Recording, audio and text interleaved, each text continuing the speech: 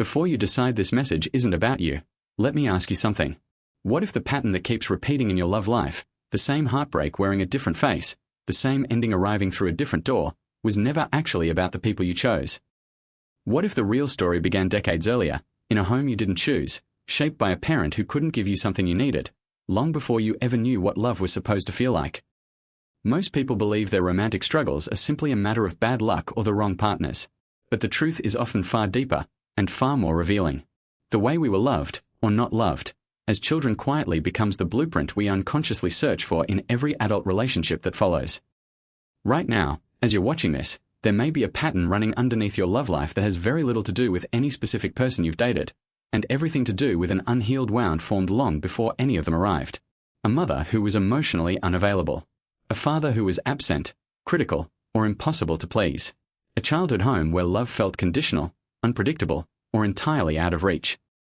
That wound doesn't disappear simply because you grew up.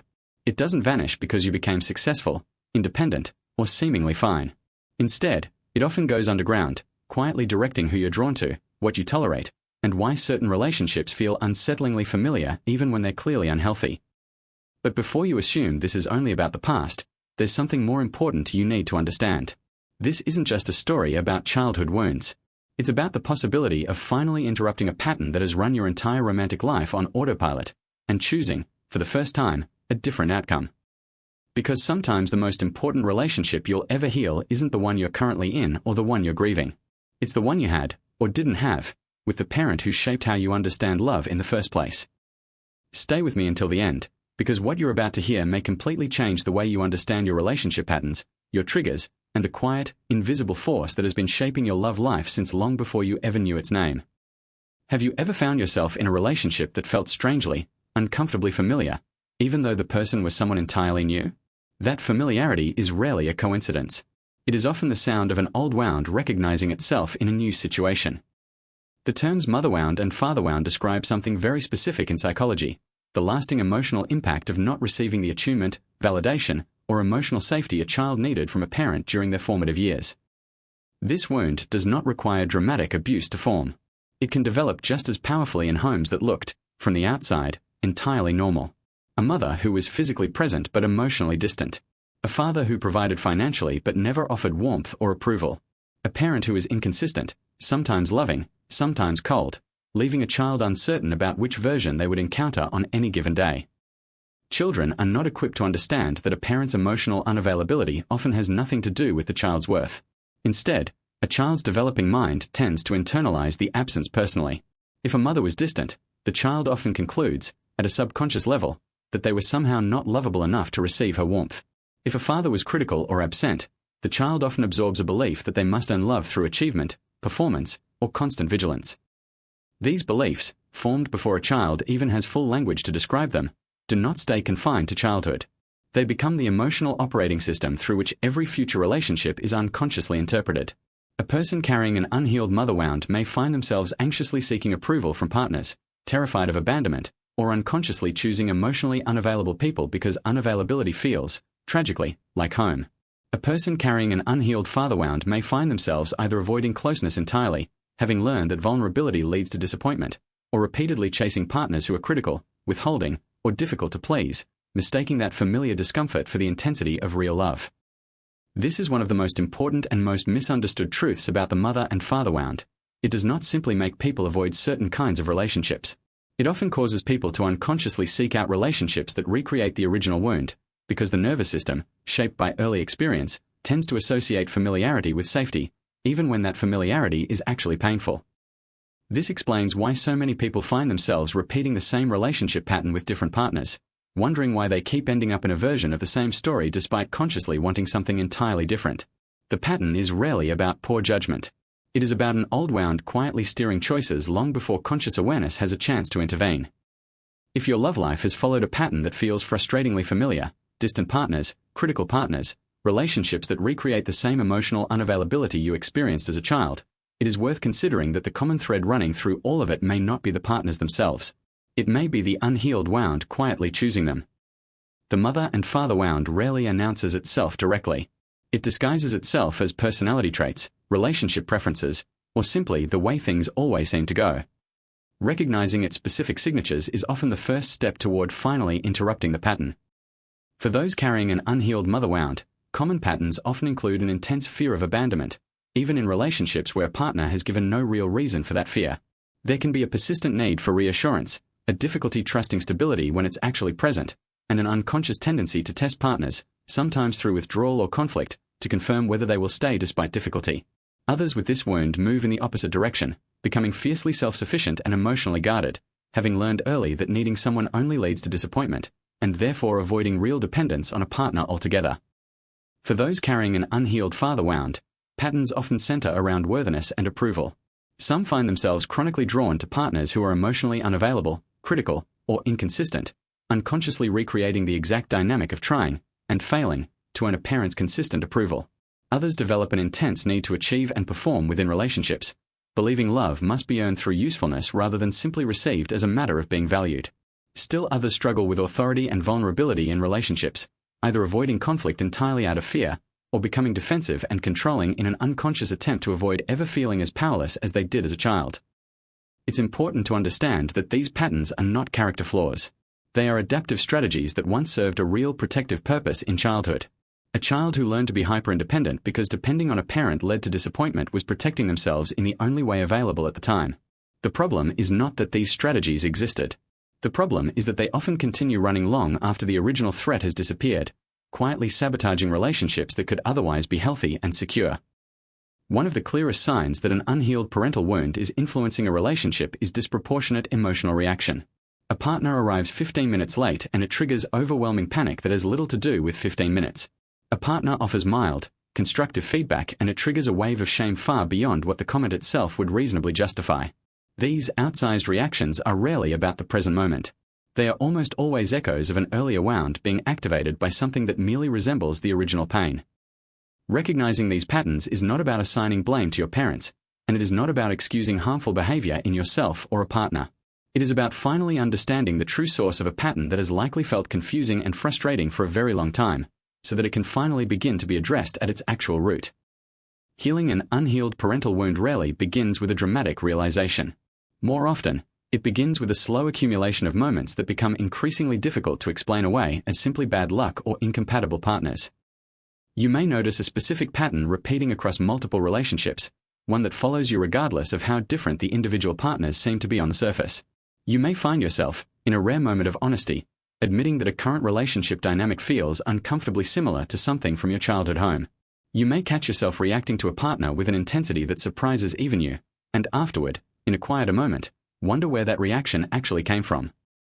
These moments of recognition often arrive alongside a specific kind of exhaustion, the exhaustion of repeating a pattern you consciously wish you could escape but don't yet understand how to interrupt. This exhaustion, uncomfortable as it is often exactly what creates the willingness necessary to finally look beneath the surface instead of simply changing partners and hoping the next relationship will somehow be different without any internal change on your part. Dreams can also become a meaningful signal during this period. Many people beginning to confront a parental wound report recurring dreams involving childhood homes, or the specific parent connected to the wound, dreams that surface not as literal messages, but as evidence that unresolved emotional material is beginning to demand conscious attention. Another significant sign is a growing willingness to speak about your childhood with more honesty than before. Where you may have once described your upbringing in vague, protective terms, "It was fine, nothing special happened," you may find yourself, perhaps in therapy or in an honest conversation with someone you trust, describing specific moments with more clarity and more emotional weight than you previously allowed yourself to acknowledge. This growing honesty is not disloyalty to your parents. It is not about assigning permanent blame or rejecting the complexity of who they were, often people who were themselves shaped by their own unhealed wounds, passed down through generations before you. It is simply about finally seeing your own history clearly enough to stop unconsciously repeating it in every relationship that matters to you. If you're noticing these signs, patterns repeating, disproportionate reactions, a growing willingness to be honest about your childhood, understand that this discomfort is not a setback. It is often the necessary beginning of the very healing that can finally interrupt the pattern for good. Healing a mother or father wound is rarely a single event. It is a gradual process of building awareness, developing new emotional responses, and, over time, learning to offer yourself the things the original wound left you without. The first and often most difficult part of this process is separating the story you absorbed as a child from the truth about your actual worth. A child who experienced parental unavailability tends to conclude that the unavailability reflects something lacking in them. Healing requires directly challenging that conclusion, recognizing, often repeatedly, that a parent's inability to show up emotionally was a reflection of that parent's own limitations, unresolved wounds, or capacity, not a reflection of the child's value. This distinction sounds simple stated directly, but internalizing it is often slow, difficult work. It frequently requires more than intellectual understanding. It requires actively practicing new beliefs until they begin to feel true at an emotional level, not just a logical one. This is often where therapy, particularly approaches that work directly with attachment patterns and childhood material, becomes an invaluable part of the healing process. A second essential part of healing involves learning to recognize the wound in real time, catching the disproportionate reaction as it happens, and pausing long enough to ask what old pattern might be activating, rather than reacting immediately from that activated place. This kind of real-time awareness takes considerable practice. It is not about achieving perfect emotional regulation overnight. It is about slowly building the capacity to notice the pattern before it fully takes over a present moment interaction. A third crucial component involves what is often called reparenting, the practice of learning to offer yourself the consistency, validation, and emotional safety that was missing in childhood. This might look like learning to soothe your own anxiety instead of immediately seeking external reassurance. It might look like offering yourself compassion after a mistake instead of the harsh criticism a critical parent once modeled. It might look like learning to trust stability when it appears in a relationship, rather than unconsciously testing it out of a deeply ingrained expectation that it will eventually disappear. This process is rarely linear. There will likely be setbacks, moments where an old pattern reasserts itself despite considerable progress. This is a normal part of healing, not evidence that the healing isn't working. Patterns formed over years of childhood experience do not dissolve in weeks or even months. They loosen gradually, with consistent, compassionate effort. Importantly, healing a parental wound does not require reconciling with the parent who caused it, nor does it require them to ever acknowledge or apologize for their role in what happened. While reconciliation can be meaningful when it's genuinely possible and safe, real healing ultimately depends on your own internal work, not on receiving anything further from the parent involved. As the mother or father wound begins to heal, its effects often ripple through every area of romantic life, sometimes in ways that surprise the person experiencing them. Partners who once felt intensely compelling, often precisely because they recreated familiar childhood dynamics, may begin to feel less magnetic, even uncomfortable, as the underlying pattern loses its grip. This can be disorienting at first. A person accustomed to interpreting intensity and anxiety as signs of deep love may need to relearn what genuine safety and compatibility actually feel like, which can initially seem, paradoxically, less exciting than the chaos of the old pattern. At the same time, partners who are emotionally available, consistent, and genuinely kind, the kind of people once dismissed as boring by a nervous system calibrated to unpredictability, may begin to feel more appealing as healing progresses. This shift often marks one of the clearest signs that real change is taking place, an increasing capacity to recognize and choose healthy love, rather than unconsciously mistaking familiar discomfort for genuine connection. Communication within relationships often changes significantly as well. Where disproportionate reactions once created recurring conflict, a healing person increasingly develops the capacity to pause, recognize an old pattern activating, and communicate from a grounded place instead of a reactive one. This does not mean emotional reactions disappear entirely. It means they become more manageable, more understood, and less likely to derail an otherwise healthy relationship. Trust also tends to develop differently as this healing progresses. Instead of requiring constant reassurance or unconsciously testing a partner's commitment, a person further along in this process often finds themselves able to trust stability more naturally, recognizing that a partner's consistency is real rather than something to be perpetually suspicious of. This transformation rarely happens all at once, and it is not usually visible from the outside in any dramatic way. But over time, its cumulative effect on romantic life is often profound. Relationships that once felt destined to repeat familiar patterns of pain begin, instead, to reflect the deeper security a person has built within themselves.